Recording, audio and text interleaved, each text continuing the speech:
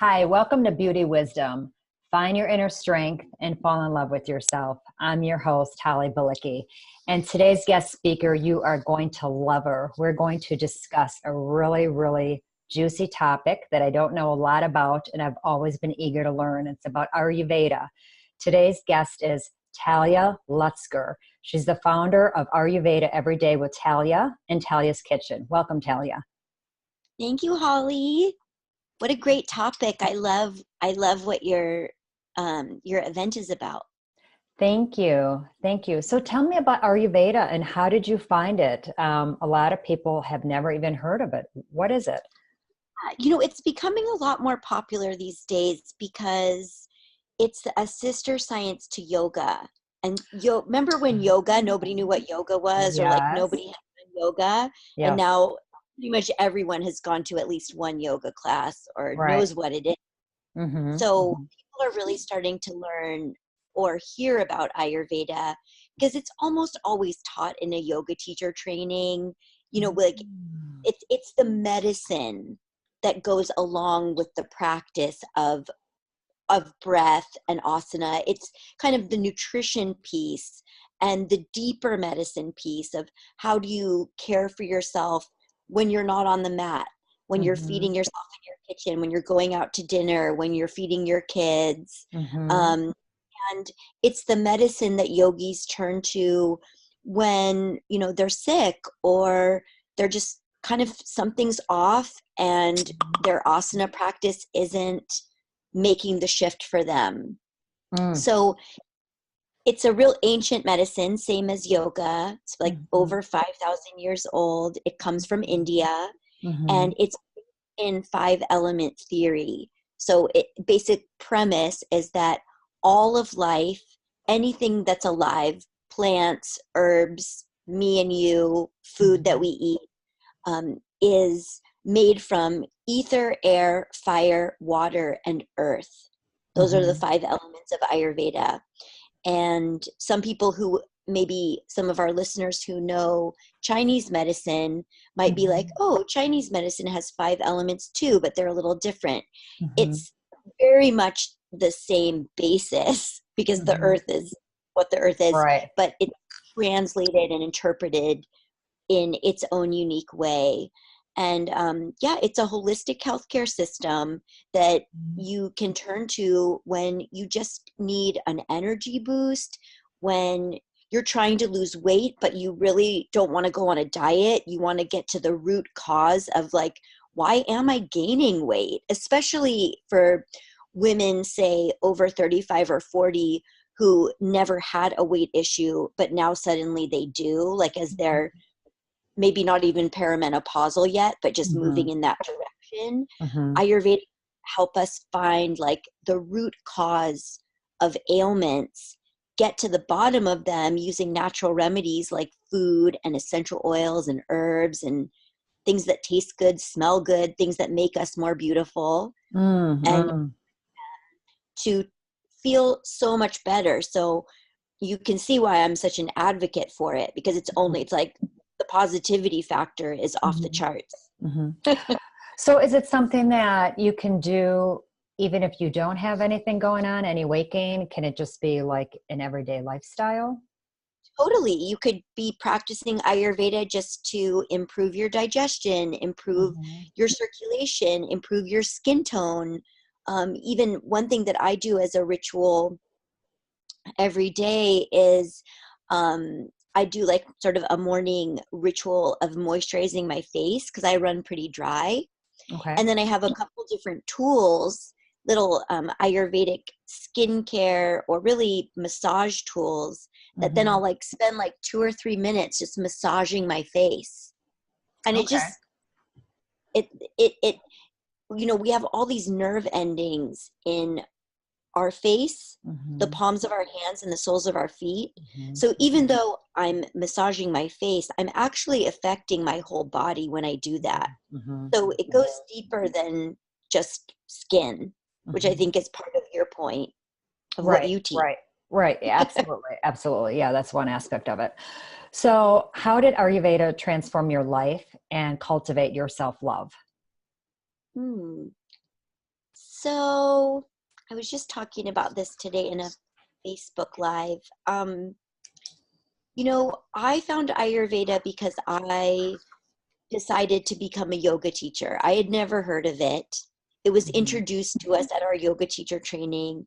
And at that same training, I broke out in psoriasis kind of all over my body, and literally overnight, I woke up and was like, WTF. It was everywhere. It was even on my face, my neck, my belly, my breasts, my armpits, my groin. It was so extreme. Wow. And it was just a mystery to me. And even though we had just learned a little bit about it, I mean, it was such a tiny little taste, I didn't really get it. But I did leave that training being like, okay, I don't know what's going on with my body, but I am not just going to go to a Western doctor and have them give me steroids and tell me that they don't know what it is either. Right. I'm going to find a holistic path. And so I was just seeing all kinds of holistic practitioners looking for someone I could work with. And I stumbled upon Ayurveda. And with my first session, I felt so seen by the practitioner. I felt so understood. I felt like she totally understood why I had the psoriasis and could give me this really clear roadmap to start chipping away at it. Because most Western medicine, if not all, believe that autoimmune disorders are like, oh, well, sorry, too bad for you. We don't know what to do for it. And there's no cure. And I just have to say, my language, I just think that's such a crock of shit. And within the first 6 months of me eating an Ayurvedic diet, starting to open up the channels of my body with Ayurvedic body care and using some herbs, 85% of my skin was healed within 6 months.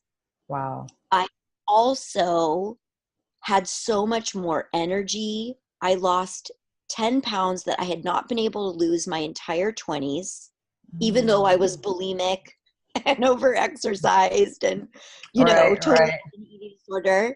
Right. It healed my relationship with food because it had me create a relationship with food that was beautiful, delicious, and empowering. It helped me find passion in life. I mean, it was across the board. It just changed everything. And that was through the gateway primarily of changing the way that I ate and the way that I cared for my body.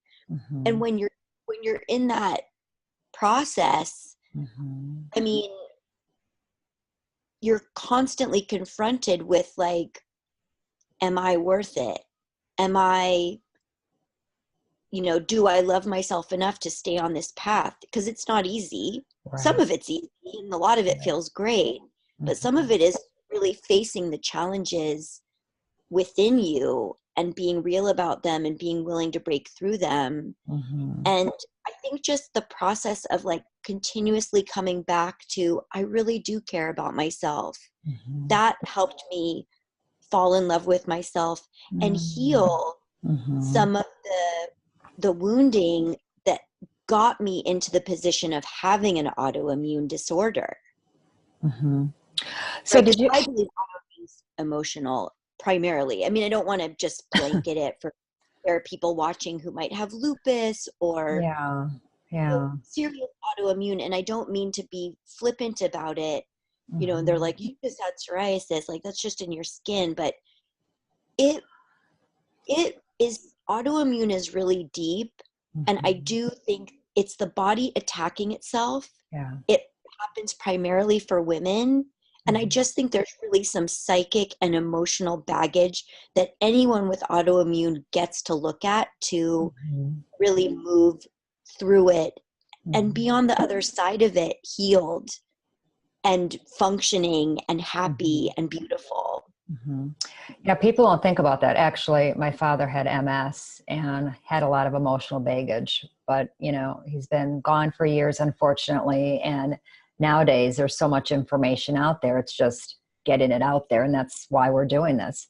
So let me ask you Getting this. out there and taking it in Yes, too. taking it in. That's the hardest part.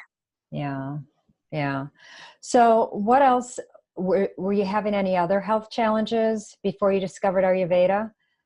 Because, it sounds like you weren't aware of the skin part until you went to yoga, and then the next day you had the skin, but there must have been something going on prior to that. Right. Well, like I had that extra 10 pounds that I could never lose. And Mm-hmm. that was really frustrating. It really was. Oh, yeah. I was chronically constipated. I Mm-hmm. hadn't had a regular a regular period for over 7 years. Oh, wow. I was depressed. Did I say that Mm-hmm. already? Mm-hmm. I was kind of lost. I mean, I had no direction. I had no focus. I found it super difficult to focus, which is kind of how I justified having no focus in life. So I was just like, well, don't do that. Yeah. Yeah. So, those are pretty potent symptoms when you add them up. Mm-hmm. And I was a mess. I mean, I'm an emotional person, Mm-hmm. but I mean, I was really, really suffering So, emotionally. what was that like? Because in case if somebody's out there listening to this and they are an emotional mess, but they don't even know that they're an emotional mess, what would be a sign or a symptom of that? Well, if you're an emotional mess, I find it hard to believe that you wouldn't know it. You might not be admitting it. Well, there you go. There you go. The whole Yeah, awareness. Yeah, yeah. denial about it. Just like massive mood swings, getting Mm-hmm. triggered, um, getting triggered really easily. One thing that was happening for me then was um, I was so easily discouraged. I mean, it really just took somebody to like look at me the wrong way for me to be practically in tears of like, that person hates me and I guess I'm not meant to be blah blah blah, Mm-hmm. whatever. So weak, really. Mm-hmm. Um, and kind of being blown around by the wind. I mean, I was literally just like, where's the wind going to take me now? And I don't think there's anything wrong with allowing yourself to go with the flow, or to be in an exploratory period of like, where should I be? And to let the wind carry you. Like, there's a lot of beauty to that idea, but to have an awareness of when you're really just being tossed around and you're not finding your own inner compass and your own inner core to guide you. Mm-hmm. Maybe like you're leaning on other people's advice constantly. You don't have a voice in your relationship. You might not have a voice in your family. Like, that's up to you. That's how you and I know each other, is that we did a training together that was all about personal responsibility and Yes. your voice. I mean, and it is up to us. So I find that a science like Ayurveda and the kind of things that you're teaching about really loving yourself, and that's more the core of beauty than anything else. Right, right. That's a tool. It's a support tool for us to get to where we want to go and where we need to go, because Yes. our life depends on it. Really. I mean, that's dramatic, but I think that's true, because Yeah.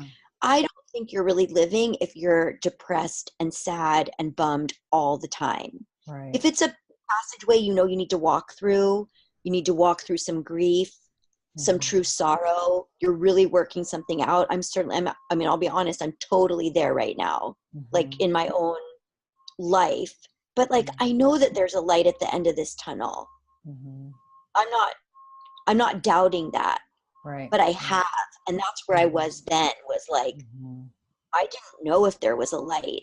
And what if I had never found one? I might not be here. Yeah.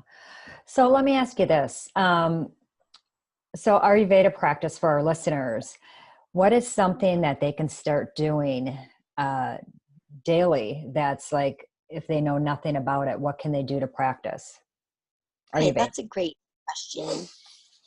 So the root of Ayurveda and the root of Ayurvedic health, it starts with your digestion. And there's a few things that most of us do that actually harm our digestion. So let me just say what a few of those things are, and then I'll give the remedy. So one is that when we drink really cold drinks, particularly water that came out of the fridge, or an iced coffee, or ice water at a restaurant, ice is a constrictive element. It's so cold that it becomes hard and constricted and isolated. So when you are drinking cold drinks, you are actually constricting the tissue that builds up your digestive system. You are constricting, isolating, not freezing because we're too warm for them to be frozen, but you are creating the opposite kind of environment that you want to have for your digestive system to really flow. Because your digestion is not just like whether or not you have a bowel movement, although that is a huge piece of it. And someone can be constipated and not realize it, because we think that constipation is like bearing down and not being able to get a bowel movement to move through, but just even not pooping for a day or two or more, that's constipation. We should be pooping every day. And so one thing that the listeners, all of our listeners, can do to start practicing Ayurveda is to drink only warm or hot or room temperature drinks. So if you're someone who loves your iced coffee, I get it. I get it. But like, check it out to see what it's like. Like, even if you were like, okay, I'm going to order the iced coffee, but with no ice. I don't like my coffee hot, but what if it wasn't frozen? What if it was just room temperature? Right. And then what if you even took it like one tiny step further? This might be kind of radical, but you even put a little pinch of cinnamon or cardamom in your coffee.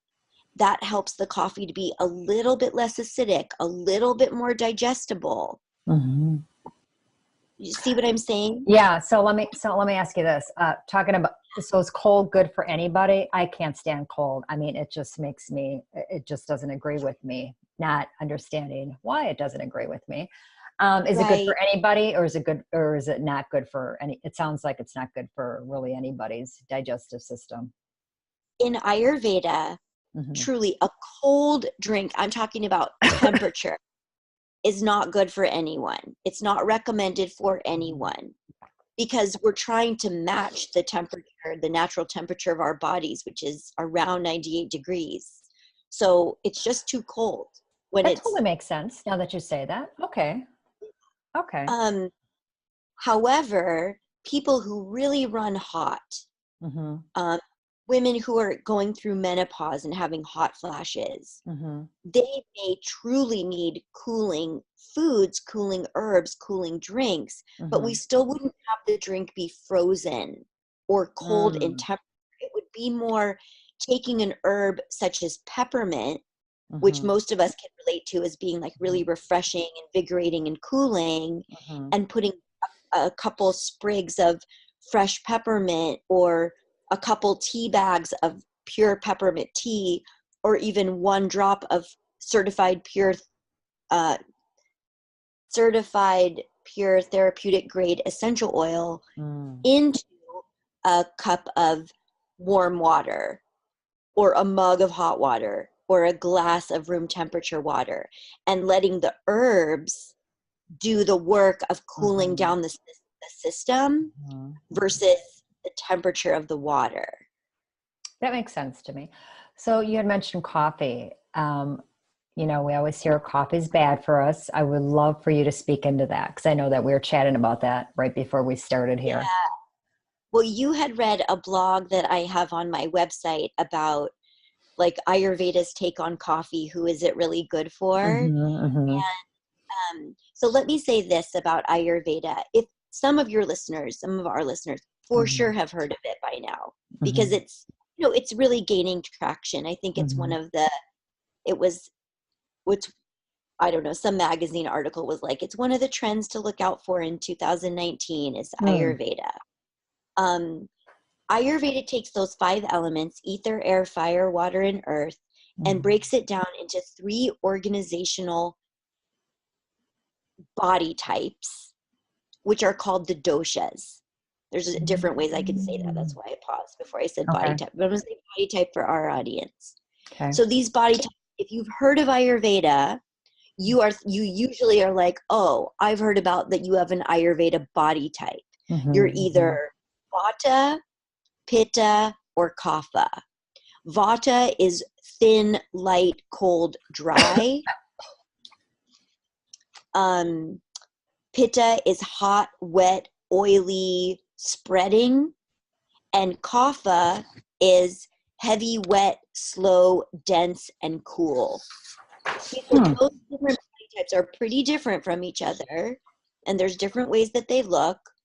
But just based on the quality alone, then we can look at a food like coffee and be like, okay, well, what's the quality of coffee? Coffee is heating, drying, stimulating, and taste-wise, it's bitter. Now, bitter as a taste is usually cold, dry, stripping. Like it's very cleansing. Another thing that's bitter is dark leafy green. So your green juice is also bitter. But coffee is an exception to the bitter taste because it has a heating effect on the body. And it has a drying effect on the body and a taxing effect on the body. That's why we hear that coffee is bad for us, because it's acidic and it's taxing on your adrenals, which are your battery packs of your body. Your kidneys and your adrenals are the Energizer bunny. Remember that? You go because your kidneys and your adrenals are nourished. You get exhausted when your kidneys and your adrenals are depleted. And coffee gives us false energy. It turns on the adrenals. It's like, okay, bring on the adrenaline. Then your body has to release cortisol to meet it, to be like, I don't want my body to catch on fire. And you run out of cortisol. You will run out of that buffering hormone. And so if you're constantly turning on your adrenaline, you're constantly turning on fight or flight, even if you don't feel stressed. But most people who drink coffee are stressed. That's why they're drinking it. Or they're tired, which is a form of stress. You are just, right? It's like, I hate to use this expression, but you're like beating a dead horse. I hate that. But so here's the thing. Of those 3 doshas, Vata and Pitta, they share lightness in common. They share quickness in common. They're both energetic and light. These are the people who pretty much jump out of bed in the morning and are like ready to go. Coffee for them is not really necessary energetically because they naturally have energy. And for the Vata dosha in particular, the one who runs cold, light, and dry, they might want coffee because it's warming, right? They might be drawn to it because they're like, oh, but I just love it. And it's a ritual. And ritual can help them be grounded, have something that they do every day that's the same. But the stimulation and the dryness that comes from coffee as a habit is not good for them. So for them, I recommend that they go for an herbal coffee substitute. There's one called Rasa coffee that I love. It's actually all the adaptogens, but it kind of smells like coffee. Gives you a sense of being like coffee. Another one I love is Dandy Blend. It's just a roasted dandelion root. It tastes good. I have it. Yeah. It's great. Yeah. So now for the Pitta dosha, they're the fiery ones. They're very passionate, ambitious, and driven. So like coffee for them can be like, they might tell me to F off and be like, you're not taking anything away from this person, But I think for them, again, that coffee is stimulating. They don't really need it. And that coffee is heating. They don't need it. And they don't need the acidity. So for that person, if they can bulletproof their coffee and add cardamom, because cardamom really helps to alkalize some of the acidity in coffee. Mm-hmm. That will help them a lot, especially if they use coconut oil in their coffee and cardamom, and they blend it, and you know, maybe they even use like a plant-based milk, like oat milk or almond milk instead of dairy milk, right? Like kind of clean it up with the way that they drink it. But they do better having espresso, because espresso is less acidic than coffee, about 5 times less acidic. I did not know that. Yeah, so there's ways that, there's ways that we can dance with it for all the dosha that coffee is best for is kapha, the one who's heavy, wet, slow, sluggish, dense, because they don't run dry, they don't run hot, right? So, and they don't even run particularly that like naturally energetic. So the stimulation, the heat, and the getting them going can actually be really beneficial. However, something like coffee, let's face it, is a bit of a drug or a crutch. So knowing how to live your life without needing something to get you going is really important. So I don't think anyone should be drinking coffee every day just because you want to have more control over your health and your habits than that, so that you're the one in charge, not the coffee. Yeah, makes sense. Yeah, that makes a lot of sense. So with all this said, I could talk to you all day. This is wonderful information. This is great. This is great.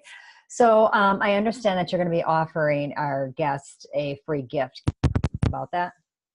Yeah, so I'm so excited about it. I actually spent my entire New Year's Day cozied up in my little studio, reworking my free gift and making it even more awesome. So it's the perfect free gift for people who are interested in Ayurveda.